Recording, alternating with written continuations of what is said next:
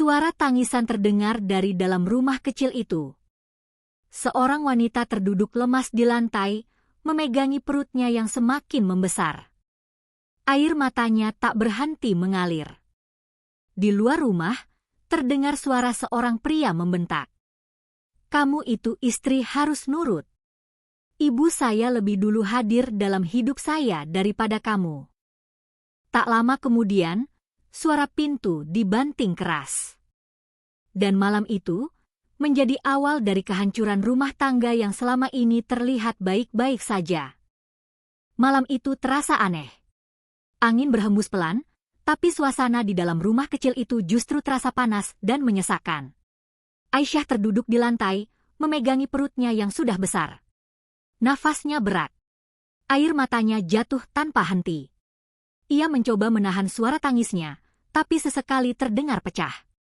Di ruang depan, suara Fahmi terdengar keras. "Sudah kubilang, kamu itu jangan bikin ibu kecewa." Suara itu disusul dengan bentakan lain yang lebih tajam. "Ibu itu sudah capek ngurus kita. Masa kamu nggak bisa masak yang benar?" Aisyah menunduk. Tangannya gemetar. Ia ingin menjawab, tapi suaranya seperti tertahan di tenggorokan. Dari arah dapur, Bu Rahma ikut bersuara. "Iya Fahmi, dari dulu ibu sudah bilang, perempuan itu harus bisa ngurus rumah. Kalau begini terus, mau jadi apa rumah tangga kalian?" Aisyah menutup matanya. Dadanya terasa sesak.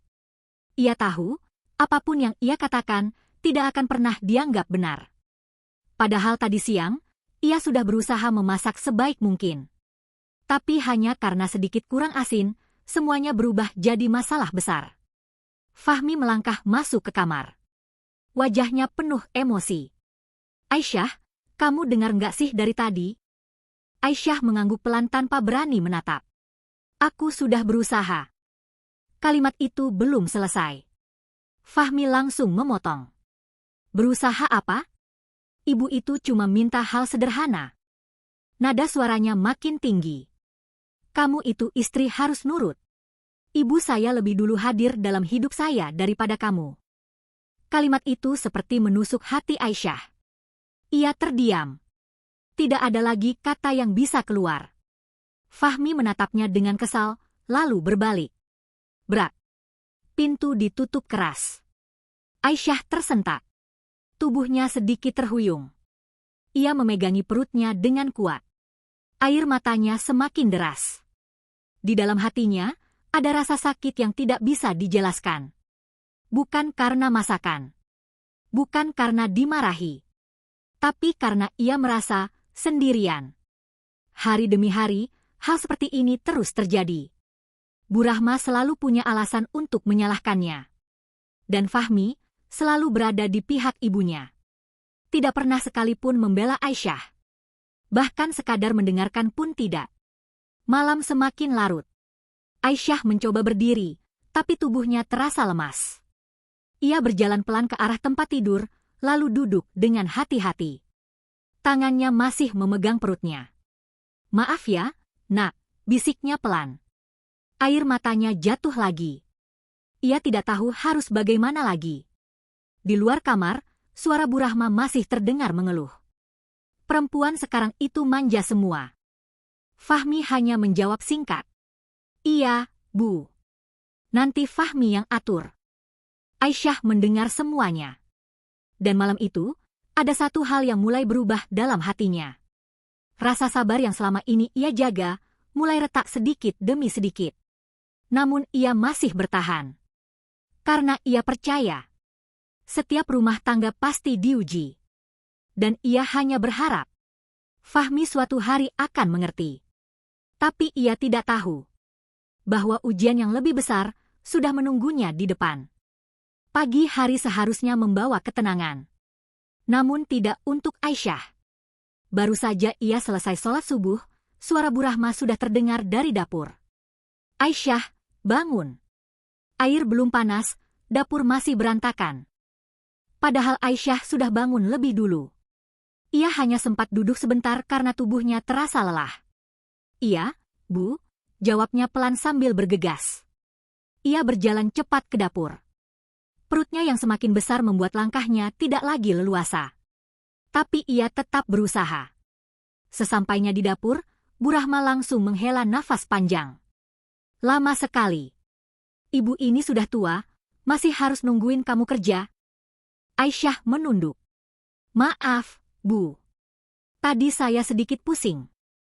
Belum selesai bicara, Bu Rahma langsung memotong. Alasan terus. Dulu ibu hamil juga tetap kerja. Nggak manja seperti kamu. Kata-kata itu membuat Aisyah terdiam lagi. Ia memilih diam. Sudah terlalu sering ia mencoba menjelaskan, tapi hasilnya selalu sama. Pagi itu, Aisyah memasak, mencuci, dan membersihkan rumah sendirian. Bu Rahma hanya sesekali mengawasi, tapi lebih sering mengkritik. Garamnya jangan kebanyakan. Sayurnya kepanasan. Piring itu masih kotor. Tidak ada satupun yang dianggap benar. Saat Fahmi keluar dari kamar, ia langsung duduk di meja makan. Ibu, sudah siap makannya? Iya, Nak. Tapi lihat itu istrimu, masaknya lama sekali. Fahmi menoleh ke arah dapur dengan wajah tidak sabar. Aisyah, cepat sedikit bisa nggak sih?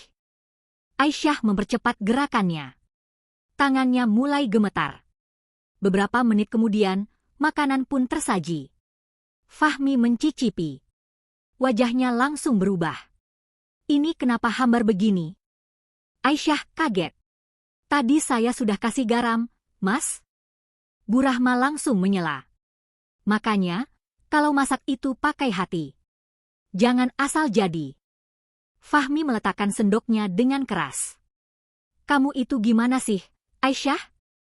Hal kecil begini saja nggak becus. Aisyah merasa dadanya sesak. Ia ingin menjelaskan, tapi tidak ada ruang untuk itu. Akhirnya ia hanya berkata pelan. Maaf. Namun kata maaf itu seolah tidak berarti apa-apa. Fahmi berdiri dari kursinya. Aku sudah telat. Ibu, nanti Fahmi makan di luar saja. Iya, Nak. Daripada sakit perut. Kata-kata itu terdengar jelas di telinga Aisyah. Fahmi pergi tanpa menoleh sedikit pun. Pintu kembali tertutup keras. Rumah kembali sunyi. Aisyah berdiri diam di dapur. Matanya mulai berkaca-kaca. Tapi ia menahannya. Ia kembali membereskan meja makan, mencuci piring, lalu melanjutkan pekerjaan lain. Seolah tidak terjadi apa-apa. Namun di dalam hatinya, luka itu semakin dalam. Siang hari, Aisyah mencoba beristirahat sebentar. Ia duduk di ruang tengah sambil memegangi perutnya. Tiba-tiba Bu Rahma datang. Kamu santai saja ya. Rumah masih kotor begitu. Aisyah langsung bangkit. Maaf, Bu. Saya tadi cuma duduk sebentar. Sebentar. Dari tadi ibu lihat kamu duduk terus. Aisyah tidak membantah. Ia kembali mengambil sapu. Langkahnya pelan. Tubuhnya mulai terasa sangat lelah.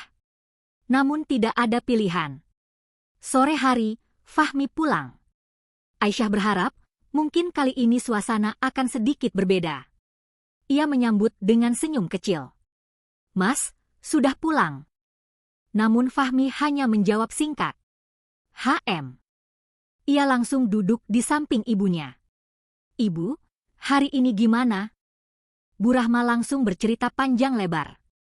Tentang Aisyah yang dianggap lambat, malas, dan tidak becus mengurus rumah.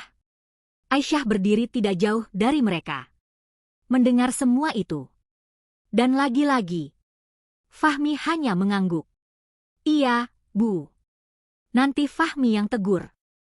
Aisyah menunduk. Harapannya kembali runtuh. Tidak ada pembelaan. Tidak ada penjelasan. Yang ada hanya penilaian sepihak. Malam itu, Aisyah kembali ke kamar dengan langkah berat. Ia duduk di tepi tempat tidur. Tangannya memegangi perutnya. Air matanya jatuh lagi.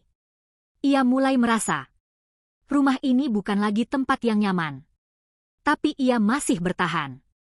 Karena ia percaya, mungkin besok akan berbeda. Namun ia tidak sadar bahwa hari esok justru akan membawa masalah yang jauh lebih besar. Hari itu dimulai seperti biasa. Aisyah bangun lebih pagi, berusaha melakukan semua pekerjaan sebelum Bu Rahma mulai mengeluh. Ia memasak dengan lebih hati-hati. Menakar garam dengan pelan. Mencicipi berkali-kali agar tidak salah. Hari ini ia ingin semuanya berjalan baik. Ia ingin sekali saja tidak dimarahi. Pagi itu terasa sedikit berbeda. Saat Fahmi mencicipi masakan, ia tidak langsung marah. Lumayan, katanya singkat. Aisyah sedikit lega. Walau tanpa pujian, setidaknya tidak ada bentakan. Namun ketenangan itu tidak berlangsung lama. Siang hari, Bu Rahma masuk ke kamar Aisyah tanpa mengetuk. Aisyah. Aisyah yang sedang melipat baju langsung kaget. Iya, Bu. Bu Rahma menunjukkan sebuah dompet di tangannya. Ini kamu yang ambil uangnya. Aisyah bingung. Uang apa, Bu? Jangan pura-pura.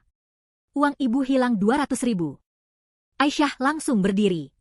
Saya tidak ambil, Bu. Saya tidak tahu. Wajah Bu Rahma langsung berubah keras.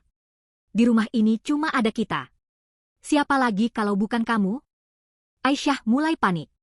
Demi Allah, Bu, saya tidak ambil. Namun Bu Rahma tidak mau mendengar. Sudah, nanti biar Fahmi yang urus. Kalimat itu membuat hati Aisyah berdegup kencang. Ia tahu, ini tidak akan berakhir baik. Sore hari, Fahmi pulang seperti biasa. Namun kali ini, wajahnya terlihat serius. Ibu bilang uang hilang. Kamu ambil. Tanpa basa-basi. Aisyah langsung menggeleng cepat. Tidak, Mas. Saya tidak tahu apa-apa. Fahmi menatapnya tajam. Ibu tidak mungkin bohong. Kalimat itu membuat Aisyah terdiam. Ia mencoba mendekat. Mas, tolong dengarkan saya dulu. Namun Fahmi mundur sedikit. Sudah cukup. Dari dulu kamu memang sering bikin masalah. Aisyah merasa dadanya seperti ditusuk. Mas, saya tidak pernah. Belum selesai bicara, Fahmi langsung membentak. Jangan bohong. Suara itu menggema di dalam rumah. Bu Rahma berdiri di belakang, memperhatikan dengan wajah dingin. Aisyah mulai menangis. Saya tidak ambil, Mas, saya bersumpah. Namun Fahmi tetap tidak percaya. Kalau kamu jujur, kembalikan saja uangnya. Aisyah menggeleng lemah. Memang bukan saya. Fahmi menghela nafas panjang, lalu berkata dengan nada dingin. Mulai sekarang, kamu jangan pegang uang rumah. Kalimat itu seperti vonis. Aisyah tidak hanya dituduh, tapi juga tidak dipercaya. Ia kehilangan sesuatu yang lebih dari sekadar harga diri. Ia kehilangan kepercayaan dari suaminya sendiri. Malam itu, Aisyah duduk sendirian di kamar. Lampu redup. Suasana sunyi. Air matanya tidak berhenti mengalir. Ia terus mengingat kejadian siang tadi. Ia tidak mengerti. Kenapa ia selalu disalahkan? Kenapa tidak ada yang mau mendengarnya? Tangannya memegang perutnya erat. Yang sabar ya, Nak, bisiknya pelan. Namun kali ini, suaranya terdengar lebih lemah. Lebih rapuh. Di luar kamar, Fahmi dan Bu Rahma masih berbicara. Ibu sudah bilang dari awal. Iya, Bu. Fahmi juga mulai curiga. Setiap kata yang terdengar seperti menambah luka di hati Aisyah. Dan tanpa mereka sadari, fitnah kecil itu telah mulai menghancurkan sesuatu yang sangat penting dalam rumah tangga mereka. Sesuatu yang sulit untuk diperbaiki. Dan mungkin tidak akan pernah kembali seperti semula. Sejak kejadian itu, suasana rumah berubah semakin dingin. Aisyah tidak lagi banyak bicara. Ia melakukan semua pekerjaannya dalam diam. Tidak membantah, tidak menjelaskan, bahkan tidak lagi mencoba berharap. Setiap pagi, ia tetap bangun lebih awal. Memasak, mencuci, membersihkan rumah. Semua ia lakukan seperti biasa. Namun ada yang berbeda. Wajahnya terlihat lebih pucat. Langkahnya semakin pelan. Dan tubuhnya semakin sering gemetar. Kehamilan yang semakin besar membuatnya cepat lelah. Tapi tidak ada yang benar-benar peduli. Suatu pagi, Aisyah hampir saja jatuh saat membawa ember berisi air. Tangannya terpeleset. Ember itu jatuh, airnya tumpah ke lantai. Suara itu langsung menarik perhatian Bu Rahma. Aisyah, kamu ini kerja yang benar. Aisyah langsung panik. Maaf, Bu, tangan saya licin. Bu Rahma mendengus. Alasan lagi. Dari dulu kamu memang ceroboh. Aisyah segera berjongkok, membersihkan air yang tumpah. Namun saat berdiri, pandangannya tiba-tiba gelap. Ia memegangi kepalanya. Nafasnya terasa berat. Bu, saya pusing. Bukannya mendapat perhatian, Bu Rahma justru menjawab dingin. Jangan dibuat-buat. Kerja dulu yang benar. Aisyah menggigit bibirnya. Ia menahan rasa sakit itu. Pelan-pelan ia kembali melanjutkan pekerjaannya. Siang hari, tubuhnya semakin lemas. Namun ia tetap memaksakan diri memasak untuk makan siang. Saat sedang mengaduk sayur, tangannya kembali gemetar. Sendok yang ia pegang jatuh. Suara itu membuat Bu Rahma kembali datang. Kamu ini kenapa sih? Dari pagi bikin masalah terus. Aisyah mencoba menjelaskan. Bu, saya benar-benar pusing. Namun Bu Rahma hanya menggeleng. Kalau nggak kuat, dari dulu bilang. Jangan malah nyusahin orang. Kalimat itu membuat Aisyah terdiam. Dadanya terasa sesak. Air matanya hampir jatuh, tapi ia tahan. Ia tidak ingin terlihat lemah. Sore hari, Fahmi pulang. Aisyah mencoba mendekat. Ia ingin bicara. Ia ingin sekali saja didengar. Mas. Fahmi menoleh sekilas. Ada apa? Aisyah ragu sejenak. Mas, saya dari tadi pusing sekali. Fahmi menghela nafas. Kamu ini kenapa sih? Sedikit-sedikit sakit. Aisyah terdiam. Ia mencoba lagi. Mas, mungkin saya butuh periksa. Namun Fahmi langsung memotong. Periksa apa? Paling cuma capek biasa. Bu Rahma yang duduk di samping langsung menimpali. Iya, Nak. Dulu ibu juga begitu. Nggak lebay seperti sekarang. Fahmi mengangguk. Iya, Bu. Aisyah menunduk. Lagi-lagi. Tidak ada yang percaya. Malam itu, Aisyah kembali ke kamar lebih cepat. Tubuhnya benar-benar lelah. Ia duduk di tepi tempat tidur, lalu perlahan berbaring. Tangannya memegang perutnya. Ia merasakan sesuatu yang berbeda. Ada rasa nyeri yang tidak biasa. Lebih tajam dari sebelumnya. Nafasnya mulai tidak teratur. Ya Allah, bisiknya pelan. Ia mencoba bangun, tapi tubuhnya terasa berat. Keringat dingin mulai muncul di dahinya. Ia melihat ke arah pintu kamar. Sepi. Tidak ada siapapun. Di luar, suara Fahmi dan Bu Rahma terdengar samar. Mereka tertawa kecil, membicarakan hal lain. Seolah tidak ada yang terjadi. Aisyah menutup matanya. Air matanya mengalir pelan. Ia menahan rasa sakit itu sendirian. Tidak ada yang tahu. Tidak ada yang peduli. Dan malam itu, rasa sakit yang selama ini ia tahan mulai berubah menjadi sesuatu yang jauh lebih berbahaya. Malam semakin larut. Di dalam kamar yang redup, Aisyah menggenggam erat ujung selimut. Nafasnya tersengal. Rasa nyeri di perutnya semakin kuat, datang berulang, membuat tubuhnya meringkuk menahan sakit. Ya Allah, suaranya lirih, hampir tak terdengar. Ia mencoba bangun dari tempat tidur. Tangannya meraba dinding untuk menahan tubuhnya yang goyah. Kakinya gemetar. Langkah demi langkah, ia berjalan menuju pintu kamar. Ia butuh bantuan. Ia tidak kuat lagi. Saat pintu terbuka, cahaya dari ruang depan menyilaukan matanya sejenak. Di sana, Fahmi dan Bu Rahma masih duduk santai. Mereka tampak tenang. Seolah dunia baik-baik saja. Mas, panggil Aisyah pelan. Tidak ada jawaban. Ia mencoba lagi, kali ini sedikit lebih keras. Mas, saya sakit. Fahmi menoleh sekilas, lalu kembali ke arah televisi.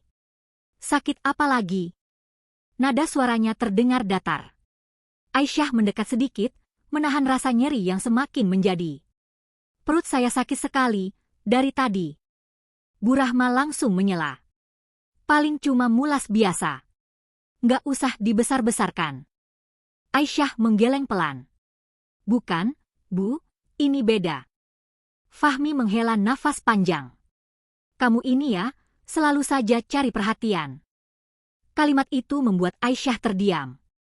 Matanya berkaca-kaca. Ia tidak menyangka, bahkan di saat seperti ini pun, ia masih tidak dipercaya. Tiba-tiba, rasa nyeri itu datang lagi. Lebih kuat. Aisyah meringis, tangannya memegang perutnya erat. Ia kehilangan keseimbangan. Tubuhnya oleng.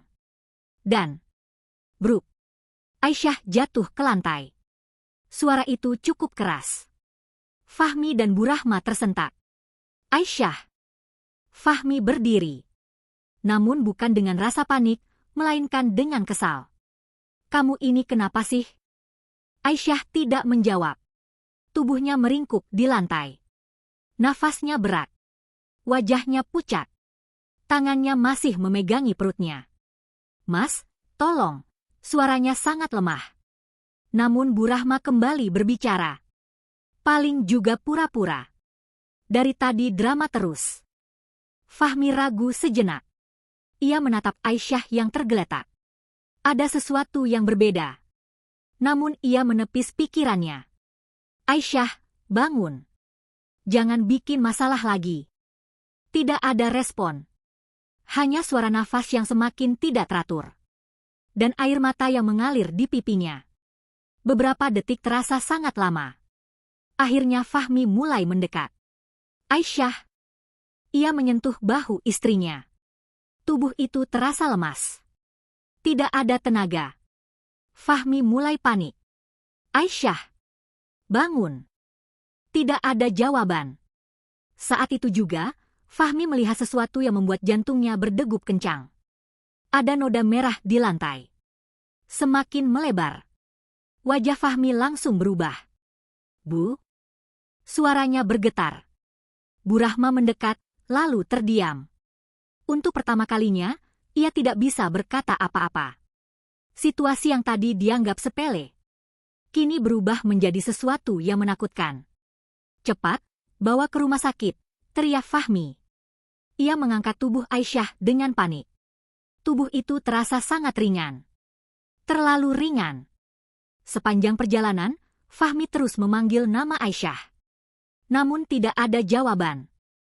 Hanya keheningan. Dan rasa takut yang mulai memenuhi hatinya. Malam itu menjadi malam yang tidak akan pernah mereka lupakan. Karena untuk pertama kalinya, Fahmi mulai merasa bahwa mungkin ia telah melakukan kesalahan yang sangat besar. Lampu rumah sakit terasa terlalu terang. Bau obat-obatan memenuhi udara.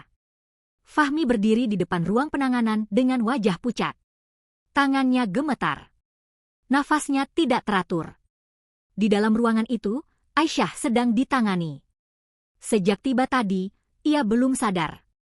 Pintu tertutup rapat. Setiap detik terasa sangat lama. Bu Rahma duduk di kursi, diam tanpa suara. Wajahnya tegang, berbeda dari biasanya yang selalu tegas dan penuh kata. Fahmi berjalan mondar-mandir. Sesekali ia menatap pintu itu.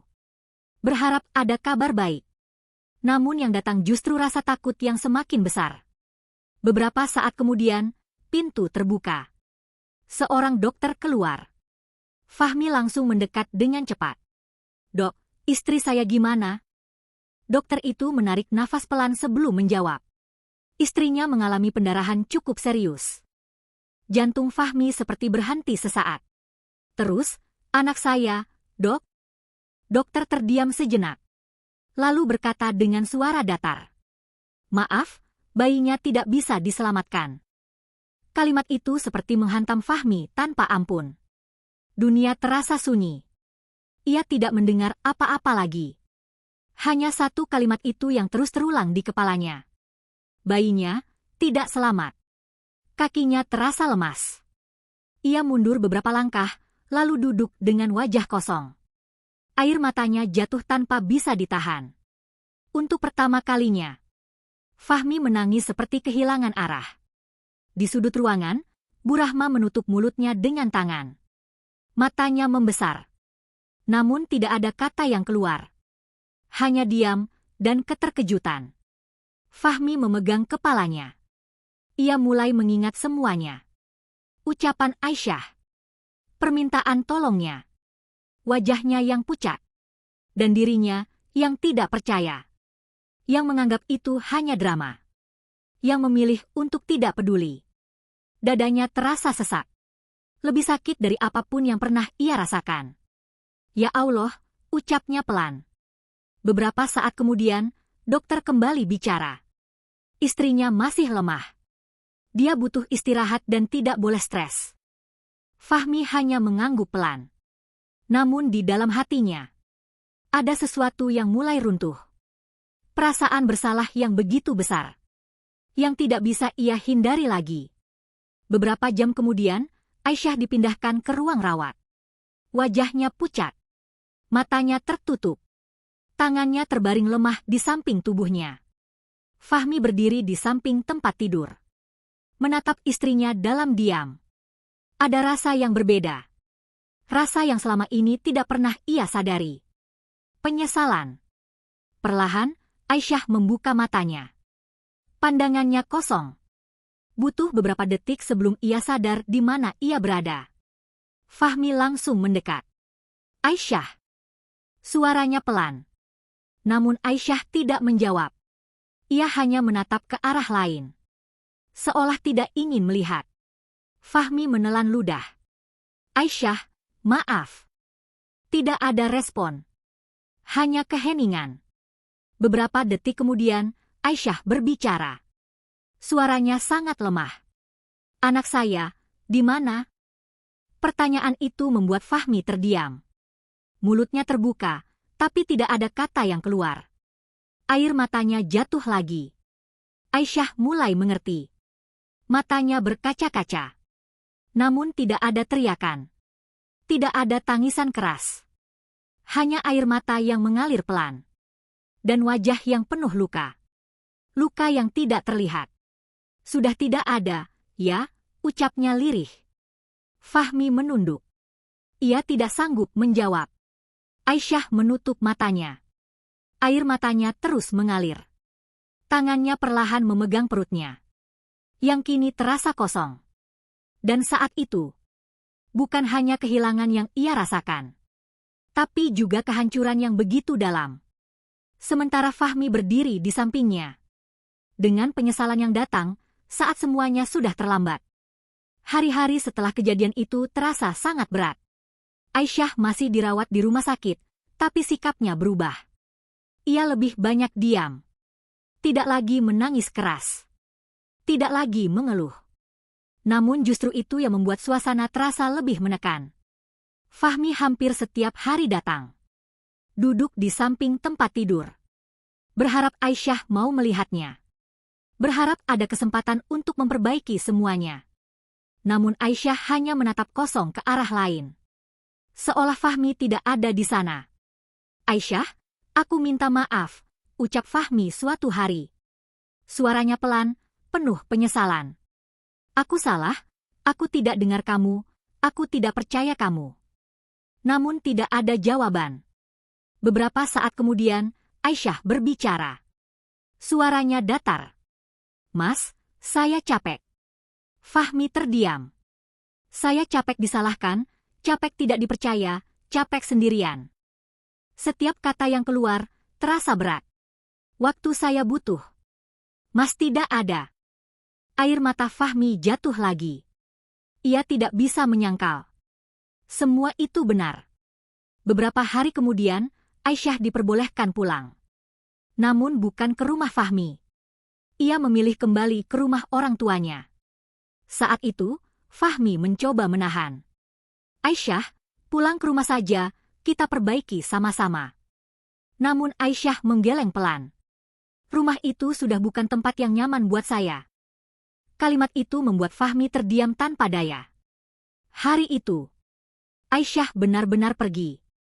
Meninggalkan rumah yang selama ini ia perjuangkan. Meninggalkan semua luka di dalamnya. Dan meninggalkan Fahmi, dengan penyesalan yang tidak bisa diperbaiki. Beberapa minggu setelah itu, kehidupan Fahmi berubah drastis. Rumah yang dulu ramai, kini sunyi. Tidak ada suara Aisyah di dapur. Tidak ada langkah pelan di pagi hari. Tidak ada lagi seseorang yang diam-diam menahan sakit. Yang ada hanya keheningan dan rasa bersalah. Di tengah kesepian itu, cobaan belum berhenti. Bu Rahma tiba-tiba jatuh sakit. Tubuhnya melemah. Ia tidak lagi bisa banyak bergerak. Fahmi harus merawatnya sendiri. Hari demi hari, kondisi Bu Rahma semakin menurun. Suatu malam, Bu Rahma memanggil Fahmi dengan suara lemah. "Nak." Fahmi langsung mendekat. "Iya, Bu." Bu Rahma menatap anaknya dengan mata yang berkaca-kaca. "Maafkan Ibu." Fahmi terdiam. Ibu terlalu ikut campur, ibu terlalu egois. Air mata mengalir di pipi Bu Rahma. "Ibu sudah menghancurkan rumah tanggamu." Fahmi tidak kuat menahan tangisnya. "Ibu jangan bilang begitu." Namun Bu Rahma menggeleng pelan. "Ibu lihat semuanya, sekarang ibu sadar, tapi sudah terlambat." Kata-kata itu menghantam hati Fahmi. Untuk kedua kalinya, ia mendengar kata terlambat. Beberapa hari setelah itu, Bu Rahma meninggal dunia. Fahmi benar-benar sendiri. Tidak ada lagi tempat ia bersandar. Tidak ada lagi yang bisa ia perbaiki. Dengan sisa harapan, Fahmi mencoba menemui Aisyah. Ia datang dengan hati berdebar. Berharap masih ada kesempatan. Saat pintu terbuka, Aisyah berdiri di sana. Wajahnya terlihat lebih tenang. Namun juga lebih jauh. Fahmi menatapnya dengan penuh harap. "Aisyah, aku datang untuk memperbaiki semuanya." Aisyah terdiam sejenak. Lalu berkata pelan, "Mas, tidak semua yang rusak bisa diperbaiki." Fahmi merasa dadanya sesak. "Aku benar-benar menyesal." Aisyah mengangguk pelan. "Saya tahu, tapi luka ini terlalu dalam." Ia menatap Fahmi dengan mata yang berkaca-kaca. "Saya sudah terlalu sering disakiti, dan sekarang saya hanya ingin tenang." Kalimat itu menjadi jawaban yang tidak bisa dibantah. Fahmi menunduk. Tidak ada lagi yang bisa ia katakan. Hari itu, ia benar-benar kehilangan segalanya. Istri, anak, dan keluarga yang dulu ia miliki. Semua hilang karena sikapnya sendiri. Waktu terus berjalan. Namun penyesalan tidak pernah hilang. Fahmi hidup dengan bayangan masa lalu. Setiap sudut rumah mengingatkannya pada kesalahan. Dan setiap malam, ia hanya bisa berdoa. Memohon ampun kepada Allah. Berharap kesalahannya diampuni. Hikmah dari kisah ini. Berbakti kepada orang tua adalah kewajiban. Namun, seorang suami juga punya tanggung jawab besar terhadap istrinya. Bersikap adil adalah kunci dari rumah tangga. Jangan sampai, karena ingin membahagiakan satu pihak, kita justru menyakiti pihak lain yang juga menjadi amanah. Karena ketika semuanya sudah hilang, penyesalan tidak akan pernah cukup untuk mengembalikannya. Terima kasih sudah menyimak cerita ini sampai akhir. Jika cerita ini menyentuh hati kalian, jangan lupa tulis pendapat kalian di kolom komentar. Like dan subscribe untuk mendukung channel ini agar terus menghadirkan kisah penuh hikmah lainnya. Dan nantikan cerita berikutnya yang tidak kalah menyentuh dan penuh pelajaran hidup.